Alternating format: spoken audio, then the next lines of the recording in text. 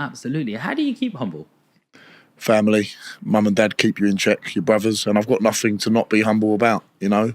I'm doing my job like everyone else does their job. I believe in God, and that humbles you more than anything, you know. That's amazing. And the best thing I loved when I saw you was I saw your dad at the front, I saw your mum on the side. Yeah. Was it your brother there as My well? brothers were there too. My brothers, my little sister as well. My nan came for a little bit as well. And I think being family orientated is a big thing in any sports environment, because they're the people that will tell you the truth, whether you want to hear it or not. Some people do get lost.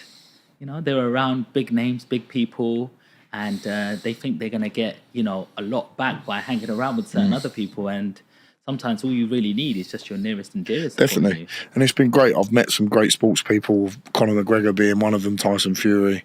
Good friends with an England rugby player, Ellis Gengen. I'm a massive England rugby fan. So you meet some fantastic people. Eddie Hearn being one of them, who's my promoter, who I grew up watching. But most people in that environment are good people anyway, and you're a good person no matter what you do. It doesn't matter if you got a normal job or you're this celebrity like Conor McGregor. Just find the good in people, you know, and that's all that matters. So talking about Tyson Fury, you're about to have your first fight, and then you get a call from Tyson Fury. Is that my right? full fight it was. I had 3 fights, but this had been my first fight in front of a crowd after COVID, and got a call to go up and spar him. So it was amazing to be able to have that opportunity. Met John Fury as well, Sugar Hill, and what an experience it was.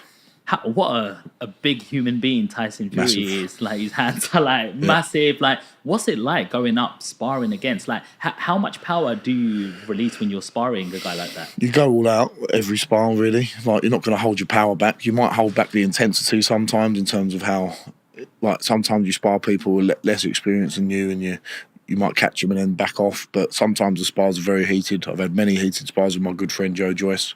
But if I'm going to go and do some work for Tyson Fury, I need to give the best account of myself, because he's not wanting me to go up there just to mess around. You know, I've got to give him some good work.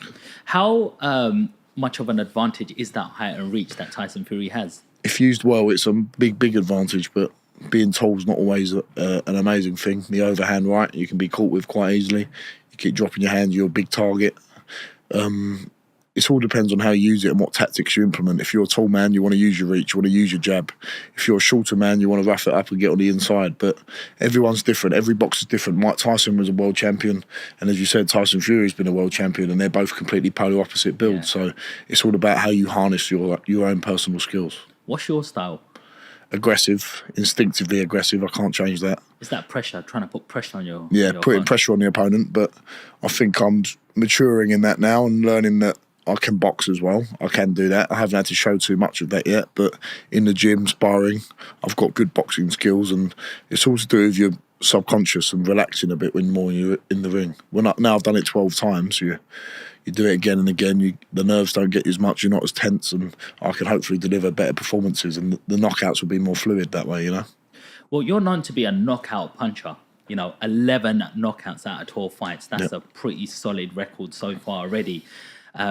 We see them overhand, them overhand. Like, it looks like that's like your favorite punch. Like, you go. I see you got body bang overhead. Like, you know, you seem to mesmerize your opponent. Like, they've got to be some impactful punches for them to be putting their guard down. Like, that's good. And my instincts and my natural power is something I never want to take away from myself. That's how naturally I am, and it's just about refining that, using your jab more, picking the right moments to explode, because there will be some really tough guys out there. I've already fought a tough guy in my 5th fight, Spanish heavyweight champion, and I broke my hand in that fight, got cut in the first 30 seconds on my eye. I couldn't see out of that eye, and I still got the victory. But sometimes people are going to be tough and things aren't going to go your way, so you need to learn how to use your boxing skills as well, you know.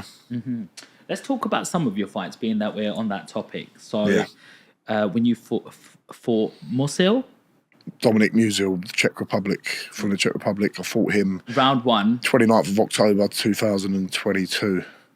And round 1 job. He was really up for it. I remember him, to my part of my management team, Shane Watson, still a good friend of mine. He went to go and watch him wrap his hands. And Musil went to Shane Watson. He went like that to him. So it was bang up for it, but that was over in a minute. That was a quick one. Then Dimitrio Bezus. Dimitri Bezus, that was That's my February 3rd. February the 3rd this year, American debut in Las Vegas. That was an honour. He'd fought for the WBO European title just a couple of fights before that, or one fight before that. Big old unit.